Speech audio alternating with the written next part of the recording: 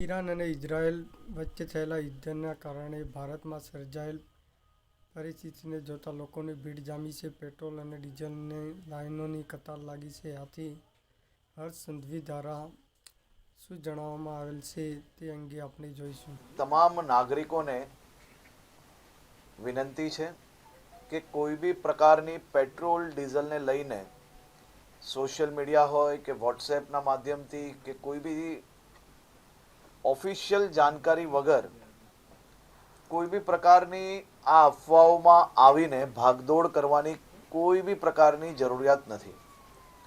રાજ્ય સરકાર અને ખાસ કરીને કેન્દ્ર સરકાર દ્વારા આ જથ્થાઓ અને સપ્લાય માટેનું ડેલી નિરીક્ષણ થાય છે અને રાજ્યને તમામ પેટ્રોલ પંપો પર પેટ્રોલ ડીઝલ માટે પૂરતી વ્યવસ્થાઓ પહોંચી વળે તે માટેની સંપૂર્ણ તૈયારીઓ બી છે.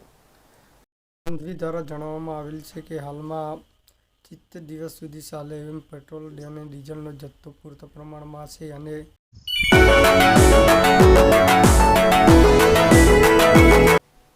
સોશિયલ મીડિયા હોય કે વોટ્સએપના માધ્યમથી કે કોઈ બી ઓફિશિયલ જાણકારી વગર કોઈ બી પ્રકારની આ અફવાઓમાં આવીને ભાગદોડ કરવાની કોઈ બી પ્રકારની જરૂરિયાત નથી. રાજ્ય સરકાર અને ખાસ કરીને કેન્દ્ર સરકાર દ્વારા આ જથ્થાઓ અને સપ્લાય માટેનું ડેલી નિરીક્ષણ થાય છે અને રાજ્યને તમામ પેટ્રોલ પંપો પર પેટ્રોલ ડીઝલ માટે પૂરતી વ્યવસ્થાઓ પહોંચી વળે તે માટેની સંપૂર્ણ તૈયારીઓ બી છે.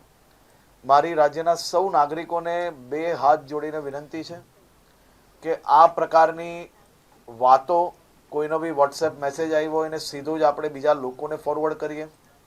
કોઈ બી પ્રકારની જાણકારી વગર સંપૂર્ણ માહિતી વગર પોસ્ટ મૂકીને આપણે આપણી જોડે જોડે હજારો લોકોને કારણ વગરના એમનો સમય વેડફીએ અને સાથે સાથે કોઈ બી પ્રકારે શહેરમાં કે રાજ્યમાં આ પ્રકારની ખોટી માહિતીઓ ફેલાવનાર લોકો પર બી આવનારા દિવસોમાં સંઘવી દ્વારા જણાવવામાં આવેલ છે કે હાલમાં ખાસ કરીને આવી ખોટી અફવાથી દૂર રહેવું અને આ ખોટી અફવા ફેલાવનારને તરત જ કાયદાનું પાલન કરવામાં આવશે.